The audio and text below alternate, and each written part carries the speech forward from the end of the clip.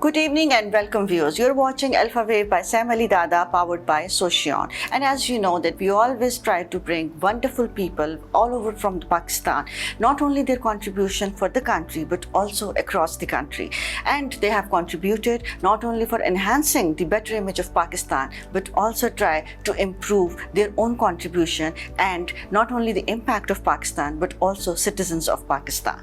Today we have an architect, an urban developer, and entrepreneur, and at the same time the personality is too much into corporate architecture, and we can learn a lot about different plannings and not only national but also at the international level, what type of urban regulations are coming up, what type of changes are coming up as far as environment is concerned, and so many other things. So I will not be in between you and Mr. Kalim Siddiqui Saab, and definitely we will talk to him, and now the mic is on him. Assalamu alaikum, sir. Alaikum. How are you? Very well, thank you. And thank you so much for getting some time for us, and definitely we would like to learn a lot from you. So tell me something about the things which are now current in discussion as far as Pakistan is concerned and overseas as well. We have seen so many irregulations, we have seen so many mafias, and at the same time so many good things as well. Since you are in the field, so now I want you to discuss about it. To begin with, as an architect, I've been working for the last almost 40 years, ever since my post-graduation qualifications and so on. And I belong to Lahore, and this is where I came back. And ever since 1980, I've been in Lahore, but working all over Pakistan and even outside Pakistan, which has taken me to Dubai, to South Africa, and even to the Caribbean islands project and so on and so forth. Coming back to your question, I think the most important to me after working in a lot of different segments in my professional career, but at the moment what I feel is that our urban areas, our population versus the urban areas is extremely at a very, I would say, an emergency or a dangerous situation because of the the urban population of Pakistan is going to double almost in the next 30 years. That's the World Bank and also the data that have been collected by various UN agencies as well as the Pakistani statistics as well. So this is something which is alarming for us as professionals in urban context, if you see. And that is, I feel, that needs to be taken care of. The sooner the better. But yes, of course, it's not easy because you're dealing with the population which is rapidly increasing. One is the natural increase in the population. The other is the urbanization, the urbanization as well as the migration from rural areas to urban areas for want in the search of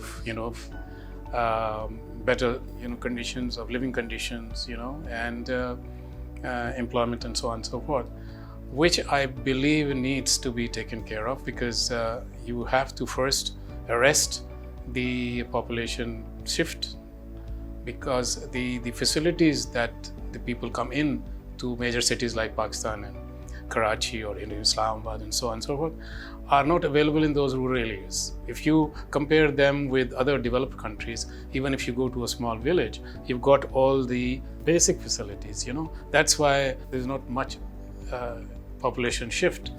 That needs to be done here. That's one. And the other is that those big cities, I would say maybe there are about 10 big cities in Pakistan which are being added with population because there is nothing going on otherwise. Now these cities need to be taken care of quickly. I know government is talking about preparing master plans, but master plans need to be done quickly. It's not a very quick process, but we've lost a lot of time, So that needs to be seen. Yeah, so sir, I understand, like the major thing is that we need to ensure our population at grassroots level that there should be facilities. So the first step, the way you discuss, the migration from the rural areas to the urban areas will be decreased if they will get everything at their doorstep. So that sector can be addressed by government, obviously from the sector, health sector, other things. And another thing is, what do you think as an architect, what is the responsibility of architects, as you have been working with not only national but also international organizations, that how they can assure this thing to the government and to the citizens, because you people are the bridge in between both. At times, as a person or as a consumer, at the end consumer, I might don't know about my rights, I might don't know about the bylaws, but you know everything. So how do you relate these things? How can we actually solve the issue? Well, there are many issues. One is that you've got a mushroom growth of housing societies. Yeah. Okay. Now, it's advertised everywhere in the social media, otherwise in the papers and so on. But for the common man, they actually are not sure whether it's a legitimate, approved one or not. And even if they're approved, let's take the approved one. I would say even those which are approved actually are not actually solving the problem, because those what I call is gated communities, okay, are actually dividing the society into haves and have-nots. Yeah. Okay. Now that is not a very good way of dealing with the basic necessity of the population. The basic necessity of the population is to have access to a decent shelter house. Okay. But these housing societies, I feel personally, do not solve a problem, and still you see those unconfirmed or unregulated mushroom growth of other what you call is kachibadis, okay, which are mushroom growth also.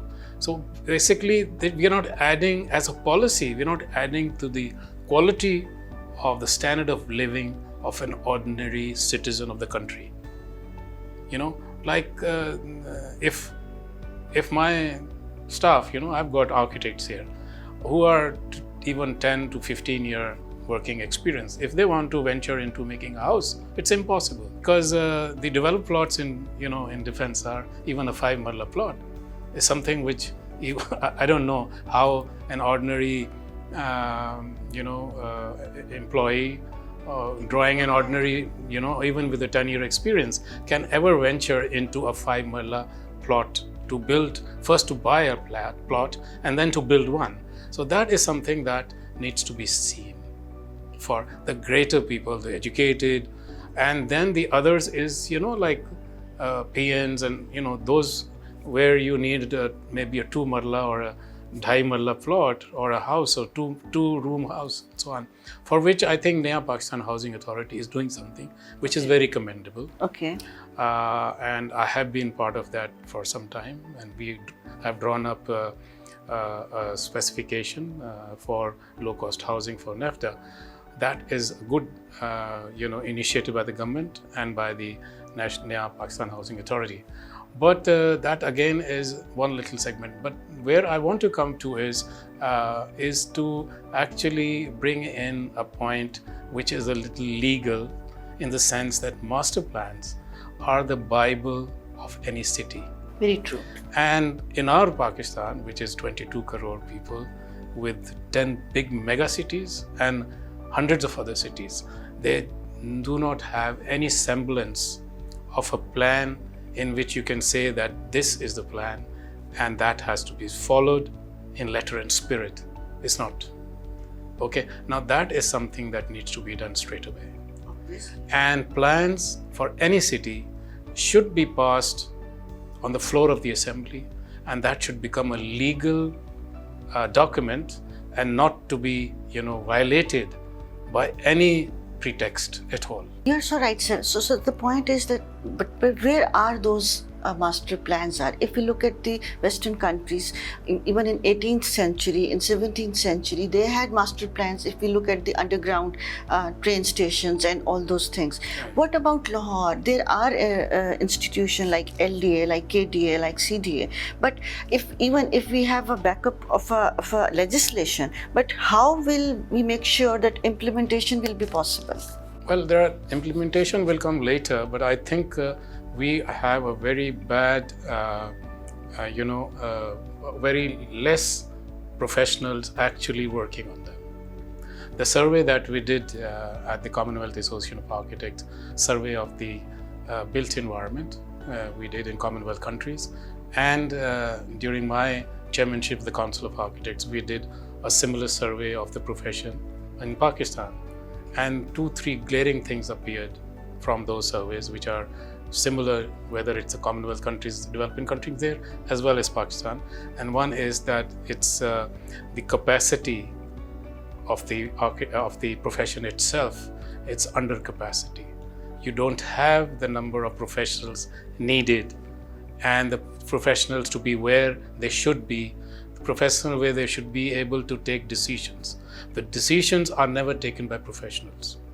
Decisions here in Pakistan are made on purely political grounds. The politics of land.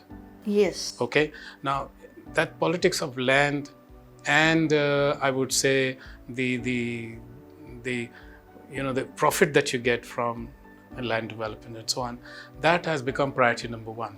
Okay. The priority should be the people.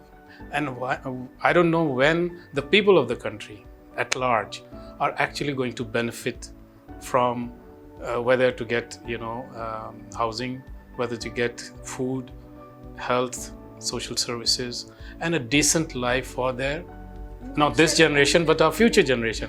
But actually, we are going from a better environment to a worse. Instead of going to we are backward. We are not. Now there's basic problem there. Our training, I would say, the curriculum, the problem of I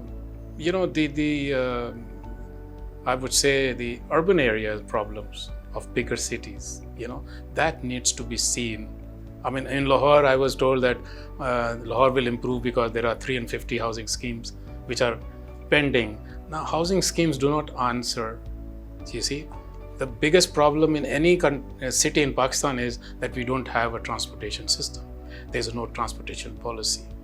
Okay. Now we've got Kasur, Sheikhupura. These are 3 over cities. Yeah. You've got Rawalpindi. If you take Lahore city itself, or even across Ravi, if you go to Gujranwala and so on, this is a mega city, but there is no system of transportation. Okay, there should be. It's high time we had underground trains, fast trains. Okay, we don't even have one train from Peshawar to Karachi. That's the biggest problem. But if you really want to make things better, there should be, for Lahore city should be connected with underground, I would say, between, like Kasur, Sheikhupura, Gujranwala, Rawalpindi, and so on, so that people come into the city center and go out and go to their homes, into their own, instead of staying and finding one room of, obviously 12 people. So these are things that need to be seen by a professional. ये video सोशोन के ताउन से पेश की गई है। सोशोन पाकिस्तान का national social media network है। अपना अकाउंट बनाने के लिए soshon.com पर जाएं या गूगल प्ले स्टोर और एप्पल ऐप स्टोर से सोशोन ऐप डाउनलोड करें और पाकिस्तान का अपना सोशल मीडिया इस्तेमाल करें।